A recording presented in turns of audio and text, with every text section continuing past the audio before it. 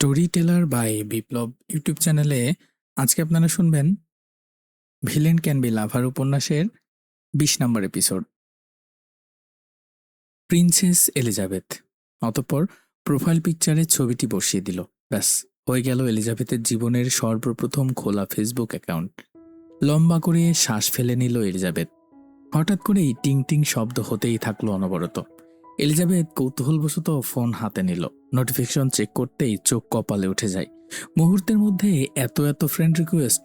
এলিজাবেথের কাছে এই সকল কিছুই নতুন, তাই ছোটখাটো সাধারণ জিনিসগুলোও খুবই বিচলিত করছে ওকে।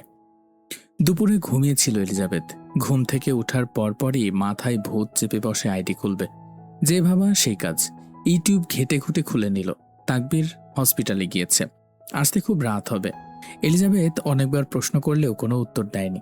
জানিয়েছে রাতে এসে জানাবে। যাওয়ার আগে বারবার বলে গিয়েছে তাকবীর এলিজাবেথকে যেন কোনো দরকার ছাড়া রুম থেকে বের না হয়, আর কোনো সমস্যা হলে যেন তৎক্ষণাৎ রিয়ানকে জানায়। নতুনের প্রতি আমাদের স্বাভাবিক কৌতূহল চিরকালীন। মানুষের মন নতুন কিছু দেখার, জানার আর ছোঁয়ার আকাঙ্ক্ষায় সবসময় তীব্র। এলিজাবেথ এশার সালাত আদায় করে ফোন নিয়ে আড়ম্বরে শুয়ে পড়ল। ঘাঁটতে থাকে ফেসবুক। অতিরিক্ত মেসেজ আসার কারণে সেই কখনো মেসেঞ্জার কেটে দেয়। এই জিনিসগুলোতে এখনও সহজ নয় এলিজাবেথ। স্ক্রল করতে করতে হঠাৎ একটা অপ্রত্যাশিত জিনিসে নজর আটকায় এলিজাবেথের। তীক্ষ্ণ দৃষ্টি নিক্ষেপ করে ফোনে। উঠে বসে বারবার ছবিটা জুম করে দেখতে থাকে। ছবিটা গ্যাংস্টার বস রিচার্ড কায়নাতের। আরও 2 বছর আগে সোশ্যাল প্ল্যাটফর্মে মারাত্মকভাবে ভাইরাল হয়েছিল ছবিটি। কাতার এয়ারপোর্টে তোলা এটি। সম্ভবত কেউ দূর থেকে তুলেছিল ছবিটি। সচরাচর শৌখিন স্বভাবের মানুষেরা বা বিশেষ করে রিচার্ডের মতো পোস্ট যারা, তারা ইন্টারন্যাশনালি যাত্রার ক্ষেত্রে তাদের ফর্মাল ড্রেস আপে দেখা যায় অহরহ। তবে রিচার্ডের সকল কিছুতেই বৈচিত্র্যতা। রিচার্ডের পরনে ছিল অতি ছোট একটা কালো শর্টস আর ফুলহাতার ওভারসাইজ কালো সোয়েটার। কালো পোশাকে পরিশীলিত এবং রহস্যময় চেহারাকে আক্রমণাত্মক একটা লুক দিতে সক্ষম হয়েছিল। সেই সাথে ব্ল্যাক সানগ্লাস। জোরে জোরে হাঁটার কারণে সিল্কি লম্বা চুলগুলো ঢেউ খেলাতে থাকে। একই সাথে সুগঠন দেহভঙ্গি থেকে মেজাজপূর্ণ এক ম্যাজিস্ট্রিক আভা প্রকাশিত হচ্ছিল রিচার্ডের কায়াতে। ধারালো চিবুকে ছিল না কোনো হাসির ছাপ। কমেন্ট বক্স চেক করে এলিজাবেথের গাল গরম হয়ে যায়। একজন গ্যাংস্টারেরও এত এত ফ্যান ফলোয়ার, অবিশ্বাস্য। আরও কৌতূহল জাগলো এলিজাবেথের। সার্চ অপশনে গিয়ে রিচার্ড লিখে সার্চ দিল। তবে রিচার্ডের কোনো নিজস্ব অ্যাকাউন্ট নেই। তবে যত ফ্যান পেজ আছে এগুলো আজকে গুনেও শেষ করা যাবে না। ক্যাপশন কমেন্ট দেখে কান দিয়ে ক্রমশ ধোয়ার উত্তাপ বাড়তে থাকে এলিজাবেথের। কপালে বিরক্তির ছাপ ফুটে ওঠে। তড়িঘড়ি করে রিচার্ডের নাম কেটে দিয়ে ফোন বিছানায় ছুঁড়ে মারে। দু হাতে গাল চেপে ধরে বসে থাকে। চুপসানো মুখে বিড়বিড় করে, গ্যাংস্টার মাফিয়াদের উপর ক্রাশ খাওয়ার যুগে আমি এখনো হিরো আলমে মজে আছি। নাইট ক্লাব যেন পাপের এক নিখুঁত অন্দরমহল। এটি শুধু টাকা উড়ানোর জন্য নয়, নৈতিকতার পতনেরও এক চতুর্ভাদ।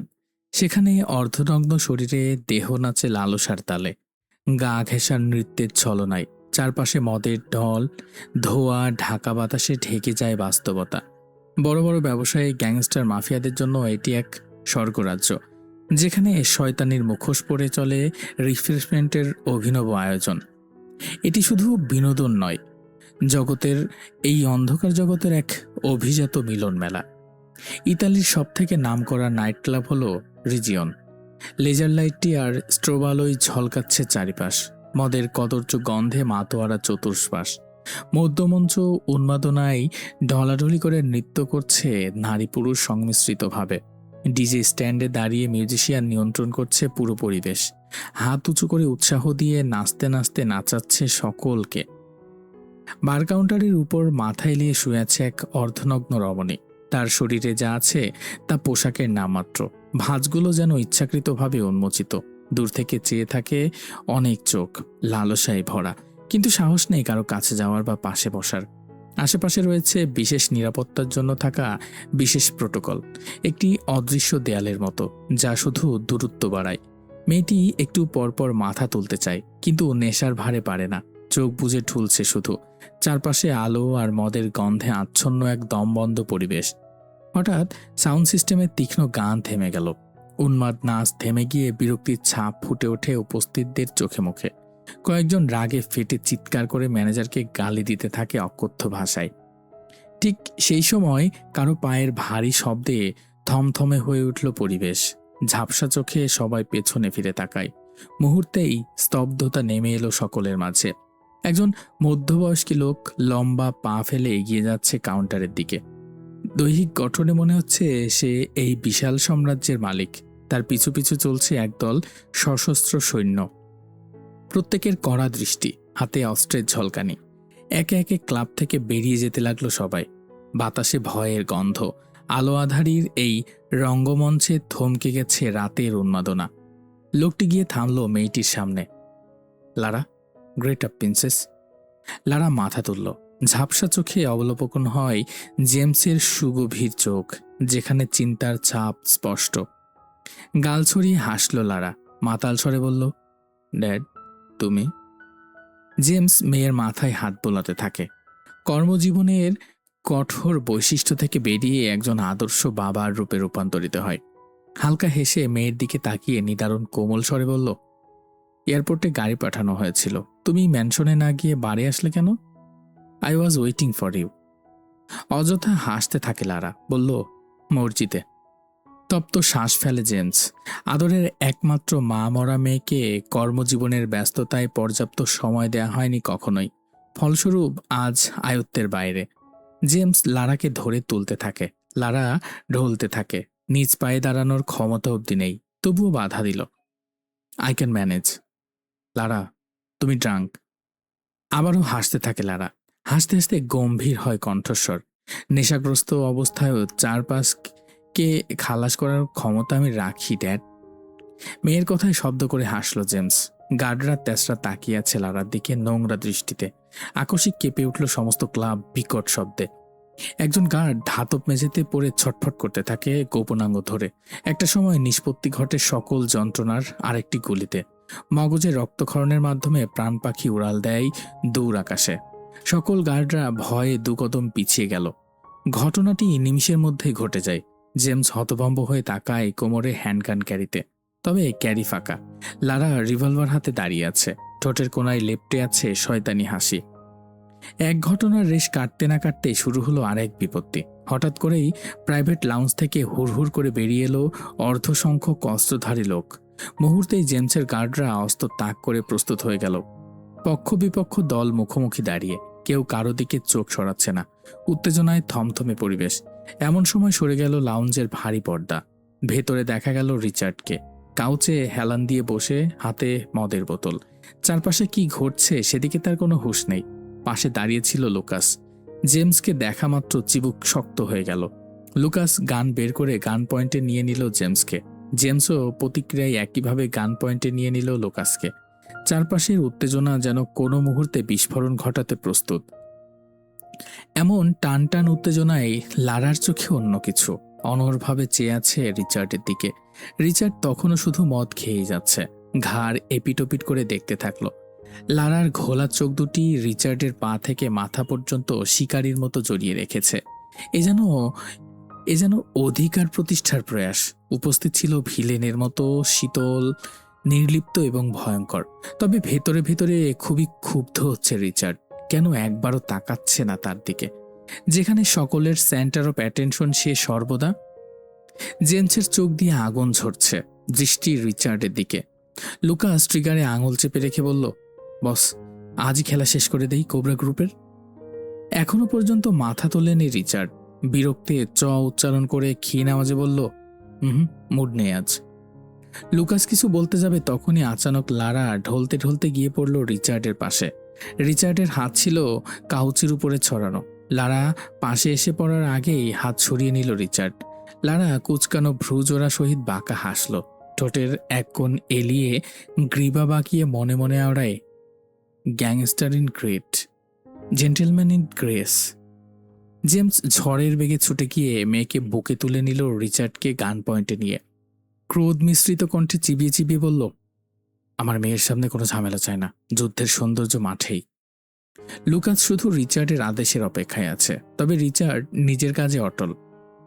হঠাৎ করে রিচার্ডের ফোনে টিং শব্দ হয়। ফোন হাতে নিতে রক্ত মাথায় উঠে যায় রিচার্ডের। কোনো দিকে না তাকিয়ে হুড়মুড়িয়ে বেরিয়ে গেল। লুকাস আশ্চর্য হয়ে গেল রিচার্ডের কাছে। পরপর সেও বেরিয়ে গেল জেমসের দিকে চোখ গরম করে তাকিয়ে। লারা তখনও অদ্ভুত অদ্ভুত দৃষ্টিতে তাকিয়েছিল রিচার্ডের যাওয়ার পানে। সারাদিন রুমেই ছিল এলিজাবেথ। একগুঁয়েমি কাজ করতে শুরু হয় হঠাৎ করেই।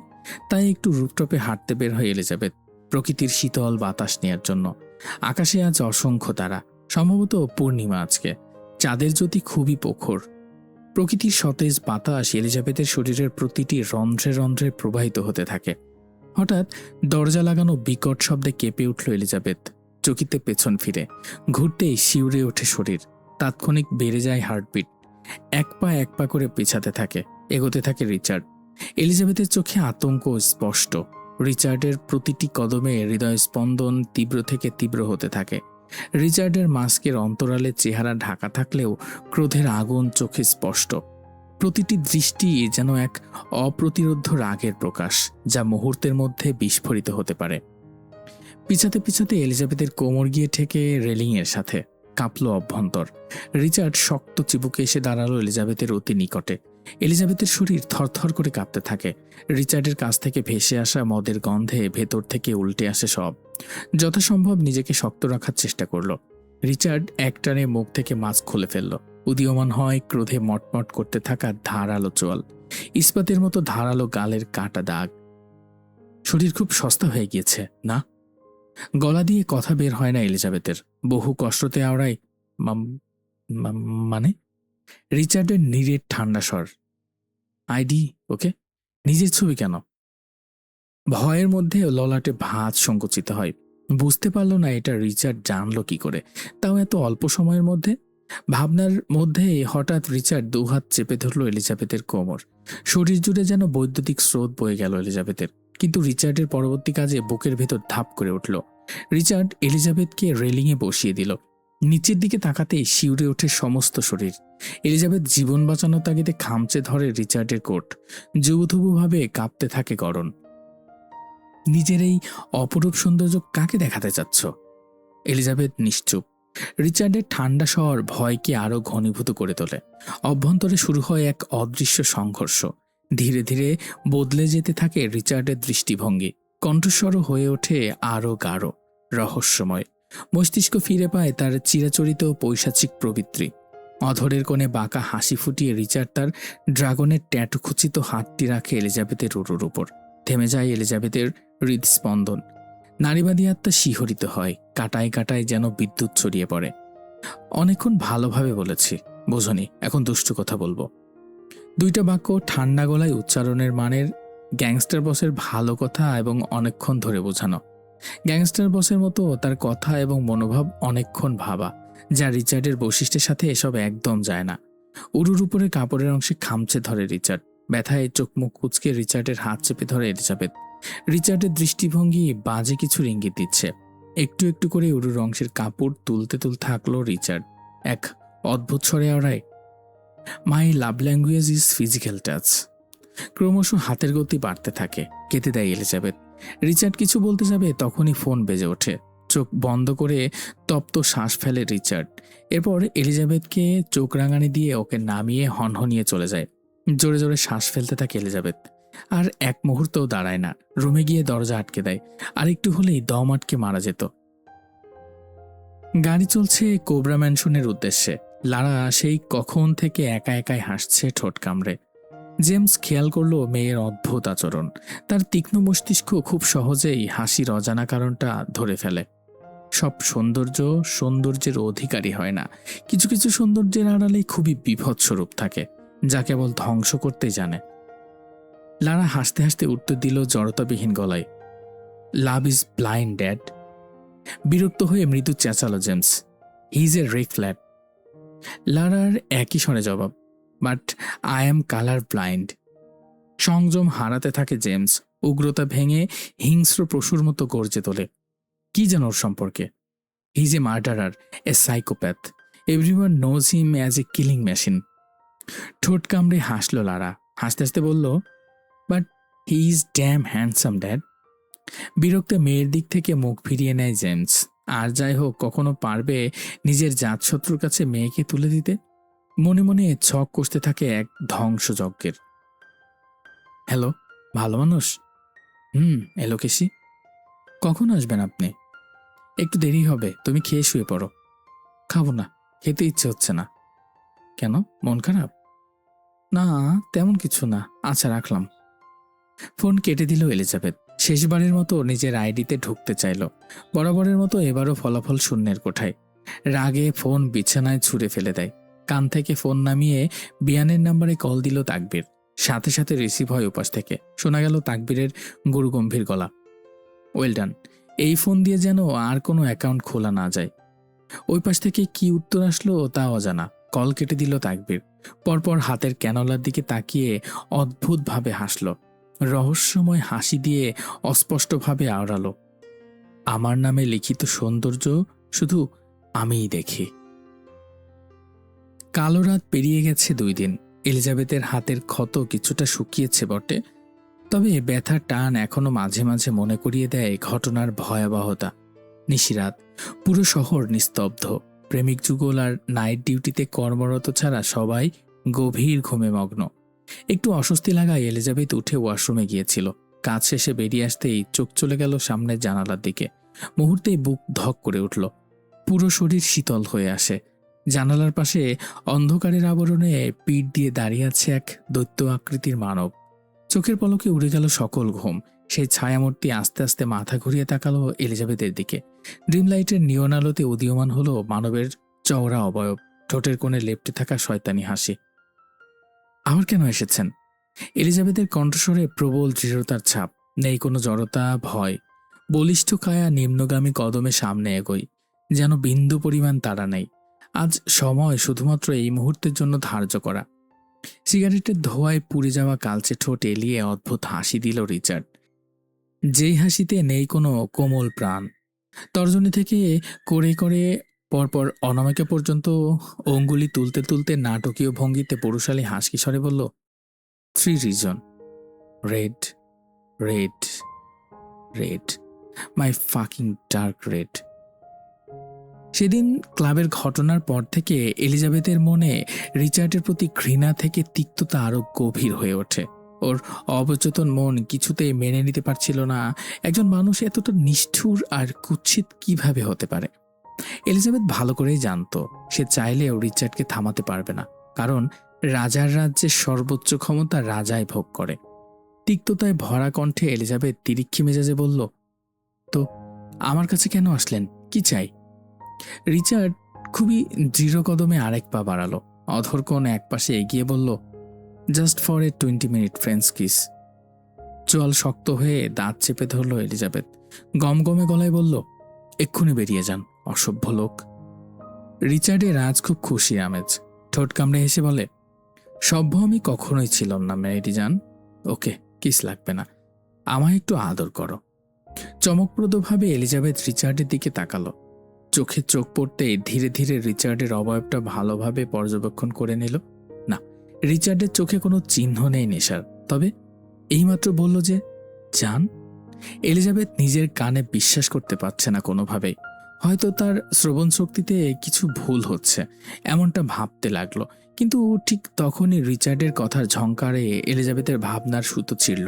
দ্বিতীয়বারের মতো অবাক হয়ে গেল, কারণ এবারও এলিজাবেথের কাছে কিছুই পরিষ্কার হচ্ছিল না। এলিজান? এলিজাবেথ অবাক হয়ে হুজুগেই উত্তর দিয়ে বলল, আমায় আদর করো। এতক্ষণে গিয়ে স্তম্ভিত ফিরে পায় এলিজাবেথ। নিঃশ্বাস ভারী হয়ে উঠল। কথা বলতে গিয়েও আটকে যাচ্ছিল শব্দগুলো গলায়। শুষ্ক ঢোক গিলে কোনো রকমে বলল, আপনি কি আজ কিছু খেয়েছেন? রিচার্ড পকেটে হাত ঢুকিয়ে ক্রমে ক্রমে ধীর গতিতে এগিয়ে আসতে লাগলো। পিছাতে থাকলো এলিজাবেথ। পিঠ গিয়ে ঠেকলো দেয়ালের সাথে। নড়াচড়ার আর জায়গা নেই বুঝতে পেরে কেঁপে উঠল এলিজাবেথ। রিচার্ড এলিজাবেথের অতি সান্নিধ্যে এসে দাঁড়ালো। কিছুটা ঝুঁকলো আড়ষ্ট এলিজাবেথের উপর, যার কারণে লম্বা চুলগুলোও নিচের দিকে ঝুঁকে পড়ল। এলিজাবেথের চোখ জোড়ায় আতঙ্ক, বিরতিহীনভাবে কাঁপছে চোখের পাতা।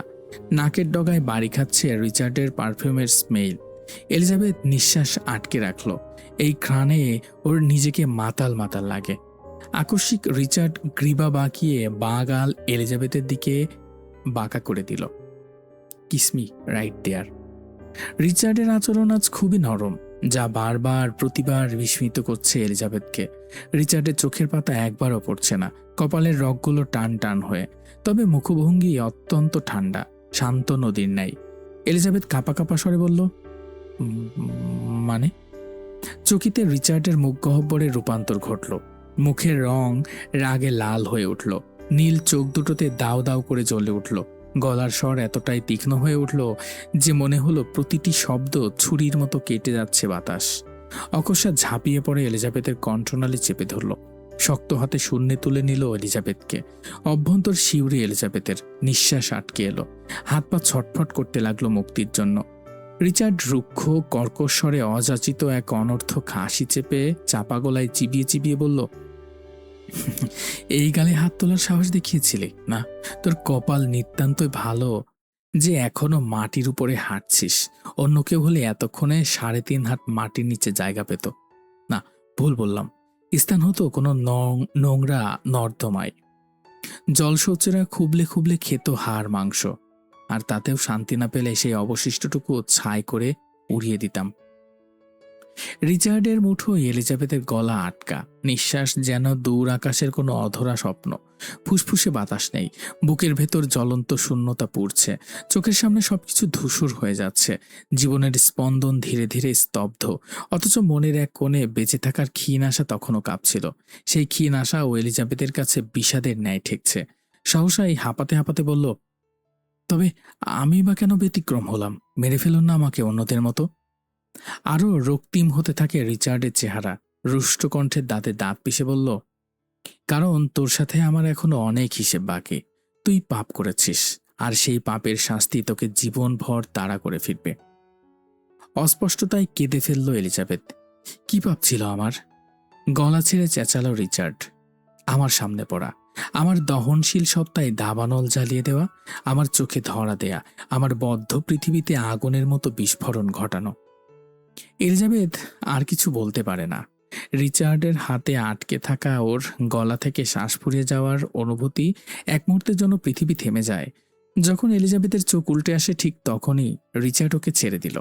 এলিজাবেথ আর নিজের শরীরকে সঙ্গত করতে পারে না, ধপ করে ধাতব মেঝেতে বসে পড়ে। বুক চিরে বেরিয়ে আসে অসহায় শ্বাস, ঠোঁটের মাঝ দিয়ে একটানা নিঃশ্বাসের শব্দ। গালের উপর পানি গড়িয়ে গড়িয়ে জলবিন্দুর পথ ধরে অভ্যন্তরীণ যন্ত্রণার চিহ্ন হয়ে নিচে পড়ে।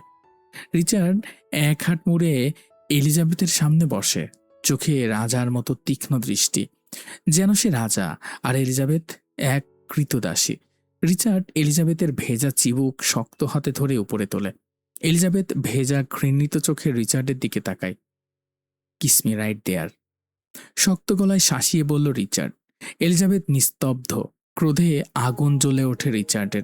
আবারও চিবিয়ে চিবিয়ে বলল, "তোর আঘাতের জায়গা তুই এখন আদরে আদরে ভরিয়ে দিবি, মরে গেলেও না।"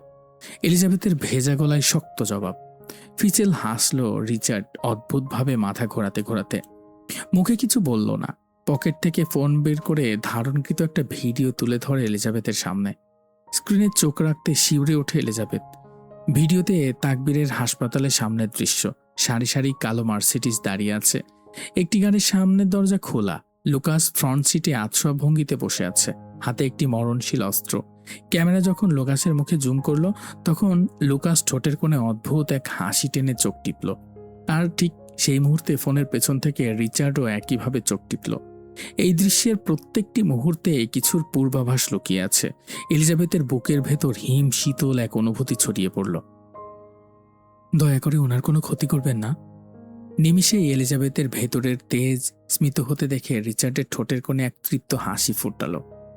কোনো কথা না বলে আবারও গাল বাড়িয়ে দিল এলিজাবেথের দিকে। এলিজাবেথ বুঝতে পারল তার প্রতিটি প্রতিরোধ এখন ভঙ্গুর, সম্পূর্ণভাবে রিচার্ডের ইচ্ছার বন্দী। গলায় জমাট বাঁধা দলা শক্ত ঢোক গিলে ভেতরে ঠেলে দিল এলিজাবেথ। তবু ঠোঁট বরাবর ভেঙে আসছে, মুখ ধকধক করছে। শ্বাস আটকে প্রকম্পিত শরীর অগ্রসর হলো রিচার্ডের গালের দিকে। তুলতুলে নরম ঠোঁট আলতো করে ছুঁয়ে দিল রিচার্ডের গালের কাটা দাগে। মুহূর্তে রিচার্ড পেছন থেকে এলিজাবেথের মাথা খপ করে চেপে ধরল। কোনো ভূমিকা ছাড়াই নিজের কালচে ওষ্ঠদ্বয় মিশিয়ে দিল এলিজাবেথের তুলার মতো নরম ওষ্ঠে। এলিজাবেথের চোখের মণি বড় বড় হয়ে যায়, শরীর ছটফট করতে থাকলো মুক্তির জন্য। এলোপাতাড়ি ঘুষি বসাতে শুরু করলো রিচার্ডের পাথরের মতো শক্ত বুকে। কিন্তু রিচার্ড ছিল অটল, তার নিটোল অভিপ্রায়ে। রিচার্ডের ঠোঁট ক্রমশ গভীর থেকে গভীরতর হতে থাকলো এলিজাবেথের ঠোঁটের ভাঁজে। এক অদ্ভুত দক্ষতায় সে তার রাজত্ব বিস্তার করতে থাকলো। শ্বাস প্রশ্বাস মিলেমিশে একাকার হয়ে গেল দুজনের, যেন দেহের সীমারেখা গেল মুছে গেছে এক মুহূর্তে। রিচার্ড শেষমেশ এলিজাবেথকে ছাড়ল, তার ইচ্ছার উগ্র প্রকাশ মিটিয়ে। ঠোঁটের উপর চালিয়েছিল শুধু চুম্বন নয়, দাঁতের দাগও। এলিজাবেথের ঠোঁট ফুলে ওঠে, দুহাত দিয়ে ঠোঁট চেপে ধরে হাঁপাতে থাকে। রিচার্ডের জিভ আর ঠোঁটের নির্মম দখলে শ্বাস নিতেও ব্যর্থ হয়েছিল এলিজাবেথ। ঠোঁটে জ্বলন্ত ব্যথা ছড়িয়ে পড়ে, যেন আগুন ছুঁয়ে গেছে। রিচার্ড একপাশে সরে এসে হাতের পিঠ দিয়ে ঠোঁট মুছতে থাকে। তেরসা দৃষ্টিতে এলিজাবেথের দিকে তাকায় এক পলক। হাতের পিঠ সিক্ত হলো তাজা রক্তে। রিচার্ডের ঠোঁটে রক্তের দাগ দেখে বোঝা গেল এলিজাবেথও চুপ থাকেনি। নিজের ক্ষোভের প্রতিশোধ নিতে ঠোঁটে গভীর দন্তচিহ্ন বসিয়ে দিয়েছে। নীরবে টুকরে কেঁদে ওঠে এলিজাবেথ। আমি এতিম, তাই এমন করছেন আমার সাথে? না, আমি দুর্বল, এজন্য এত কষ্ট দিচ্ছেন? একদম মিহি গলায় বলল এলিজাবেথ। রিচার্ড ভ্রুজোড়া কুঁচকে ফিরে তাকালো ক্রন্দনরত এলিজাবেথের দিকে। পরপর কিছুটা বিরক্তিমাখা স্বরে বলল, পুরুষের সতীত্বের যদি কোনো দাম থাকতো তাহলে বিশ্বাস করো এলিজাবেথ, তুমি আমাদের ফার্স্ট নাইটের পরপরই কোটিপতি হয়ে যেতে। নিজেকে এতিম বা দুর্বল বলে ছোট করতে না। তবে এটাও ঠিক, তুমি মোটেও কোনো অবলা সবলা নারী নও, বরং সাহসী আর বেপরোয়া। ঠিক আমার এতদিনের গর্ব, আমার একত্রিত ভার্জিনিটি ছিনিয়ে নিলে। কি দিনকাল এলো রে! ছেলেরা যেন এখন খোলা আমানত, আর মেয়েদের লজ্জা রিলসের লাইকের মতো, সময় বুঝে উধাও। অটোমেটিক কান্না থেমে গেল এলিজাবেথের। রিচার্ডের দিকে ফিরল ওর বিস্মিত চোখজোড়া। শুকনো গলায় বলল, সত্যি করে বলুন তো, কিছু কি খেয়েছেন আজ আপনি? খেয়েছি তো, দুষ্টু পানি। রিচার্ডের অজানা কণ্ঠস্বর, স্বরে রাগ নেই তবুও গম্ভীর। এলিজাবেথ বুঝতে পারল না, বলল, ওটা আবার কি? ওই যে তোমার মুখের ভেতর থাকে যে, মাত্রই টেস্ট নিলাম যেটার। এতটাও স্বাদ না, মুভিতে যতটা বাড়িয়ে বাড়িয়ে দেখায়। ভ্যাবাচাকা খেয়ে গেল এলিজাবেথ। কষ্ট লজ্জা সবকিছু মিলিয়ে আবারও কান্না করতে থাকে। শক্ত গলায় ধমক দিল রিচার্ড, এই মেয়ে, এত এভাবে মরা কান্না করছো কেন? বিধবা হয়ে গিয়েছো? কানা হয়ে গিয়েছো নাকি? জলজন্ত মানুষকে মৃত বানিয়ে ফেলছো? এলিজাবেথ এবার ধরেই নেয় রিচার্ড পাগল হয়ে গিয়েছে।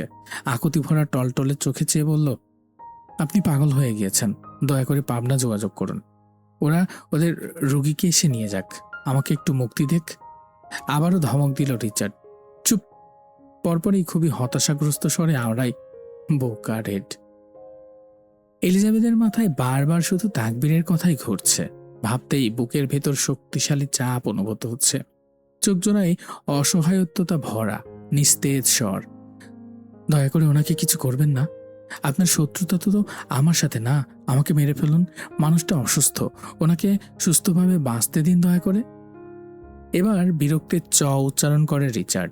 চিবিয়ে চিবিয়ে বলল, তোমাকে একদিন আমার পুরনো জুতোর কালেকশন দেখাবো, যেটা পছন্দ হবে ওটা দিয়েই গালে বসাবো। অপমানে নাক মুখ কুঁচকে ফেলল এলিজাবেথ। হঠাৎ করে মাথায় এলো, রিচার্ড নিশ্চয়ই তাকে ভয় দেখাতে চেয়েছে। না হয় লুকাস হসপিটালের বাইরে কেন থাকবে? তাদের রাজ্যে ধ্বংসযজ্ঞ চালাতে কোনো সময়ের প্রয়োজন পড়ে না, তাদের সাম্রাজ্য এতটাই শক্তিশালী। ভাবনার টান পড়ল রিচার্ডের গমগমে স্বরে, এই মেয়ে, চুলের এই অবস্থা কেন? আশ্রাও না? মেয়েদের নিজের প্রতি যত্ন, সাজগোজ সবকিছুই তাদের মানসিক শান্তির প্রতিফলন। এলিজাবেথ এই কয়েকদিনের টানাপোড়েনে নিজের প্রতি কোনো যত্ন নিতে পারছে না। সমস্ত অনুভূতি যেন এক জটিল দোলাচলে আটকে গেছে। তপ্ত শ্বাস ফেলল এলিজাবেথ। নাকমুখ কুচকে গদবচন শব্দে বলল, একটু মানসিক শান্তি দিন দয়া করে। শুধু মাথার কেন, সব চুল আঁচড়াবো। রিচার্ড ঠোঁট কামড়ে ভ্রু গুছিয়ে দেখল এলিজাবেথকে কয়েক সেকেন্ড, পরপর ঠোঁট কামড়ে হেসে উঠে দাঁড়ায়। টান পড়ল এলিজাবেথের হাতে। চমকে রিচার্ডের হাতের দিকে তাকায় এলিজাবেথ। রিচার্ড গম্ভীর গাল, চলো হেল্প করছে। ওকে টেনে বাথরুমের দিকে নিয়ে যেতে থাকলো রিচার্ড। চোয়াল ফাঁক হয়ে গেল এলিজাবেথের। পা শক্ত করে রাখে ধাতব মেঝেতে। আরে আরে, কি করছেন আপনি? পাগল হয়ে গিয়েছেন? ছাড়ুন, হাত ছাড়ুন। আচ্ছা আচ্ছা, আঁচড়াবো আমি চুল। ছেড়ে দিল রিচার্ড। স্বস্তির নিঃশ্বাস ছাড়ে এলিজাবেথ। রিচার্ড এবার গিয়ে খুব আয়েসিভাবে বসলো বেডে। বিছানায় গা এলিয়ে দিয়ে হাসকে ভয়েসে বলল, শুনলাম তোমার স্বামী বাড়িতে নেই, তাই ভাবলাম একটু এসে সঙ্গ দেই। এলিজাবেথ দূরে দাঁড়িয়ে শান্ত দৃষ্টিতে পর্যবেক্ষণ করতে থাকে রিচার্ডকে। কাত হয়ে শোয়ার জন্য ঘাড়ের চুলগুলো এক সাইডে সরে যায়। এলিজাবেথের পূর্ণ দৃষ্টি রিচার্ডের ঘাড়ের ধনুকে তীরে সেই ট্যাটুতে। আবারও ভিজে এলো চোখ। অতিরিক্ত কোনো কিছুই ভালো নয়। যেমন দুঃখের নির্দিষ্ট মেয়াদ নেই, তেমনই তা সবার কাছে অপছন্দের, এমনকি ঘৃণিতও। এলিজাবেথের ব্যথাতুর কণ্ঠে গুরুতর কথাটাকেও হেসে উড়িয়ে দিল রিচার্ড। শূন্যে দৃষ্টি নিক্ষেপ করে ভাবলেশীনভাবে বলল, দুঃখ পাইলে মানুষ পাথর হইয়া যায়, আর আমি হইছি নষ্ট। ভাগ্যিস আপনি কষ্ট দিয়েছিলেন, না হলে কখনো আমি বুঝতেই পারতাম না যে কষ্টের পর একদিন এতটা গভীর শান্তিপূর্ণ সুখ আসে, যা আমৃত্যু আমাকে শিখিয়ে দিয়েছে জীবনের আসল মর্ম। এলিজাবেথ এই কথাটা রিচার্ডকে জ্বালানোর জন্য বললেও আদতেও গায়ে মাখল না রিচার্ড। সাবলীলহীনভাবে উঠে দাঁড়ায়। গুটগুটি পায়ে এসে দাঁড়ায় এলিজাবেথের সামনে। নিজের কুটিল হাতে তুলে নিল এলিজাবেথের হাত। এলিজাবেথের দৃষ্টি স্থির, তেমনিও শূন্য অভিব্যক্তি। কোটের পকেট থেকে রুমালে পেঁচানো একটা বস্তু এলিজাবেথের হাতের মুঠোয় দিল রিচার্ড। অতঃপর অদ্ভুত এক দৃঢ়স্বরে বলল, মানুষের যত্ন পাওয়া এক ধরনের রিজিক। তোমার কপালে যতটা লেখা আছে ঠিক ততটাই পাবে, না কম না বেশি। I am very cold, emotionless and psycho type of person. You are lucky if it turn soft for you. সঙ্গে সঙ্গে রিচার্ড জানালা দিয়ে লাফ দিল। এলিজাবেথ ছুটে গিয়ে বিছানার উপর হয়ে পড়ল। রুমালে কি ছিল তা দেখারও প্রয়োজন বোধ করল না। বালিশের নিচে রেখে নিজের ভাঙা পৃথিবীর ভারে অঝরে কাঁদতে শুরু করলো। জীবনটা যেন মাঝ সমুদ্রে আটকে গেছে, চারপাশে শুধু পানির বিশালতা, কিন্তু বাঁচার কোনো উপায় নেই। সাঁতার জানে না এলিজাবেথ, অথচ এখানে থাকতেও পারছে না। দম বন্ধ হয়ে আসছে, কিন্তু ঝাঁপ দিলে নিশ্চিত মৃত্যু। জীবন কি সত্যি এমন, যেখানে বাঁচাও যন্ত্রণা আর মরাও মুক্তি নয়? উপন্যাসটা কেমন লাগছে আপনাদের অবশ্যই কমেন্টের মাধ্যমে জানিয়ে দেবেন। ভালো লাগলে বন্ধুদের সাথে শেয়ার করবেন। আর এখনও যদি চ্যানেলটা সাবস্ক্রাইব করে না থাকেন তাহলে অবশ্যই চ্যানেলটা সাবস্ক্রাইব করবেন। ধন্যবাদ। সাথে থাকুন, খুব শীঘ্রই ফিরে এসেছি পরবর্তী এপিসোড নিয়ে।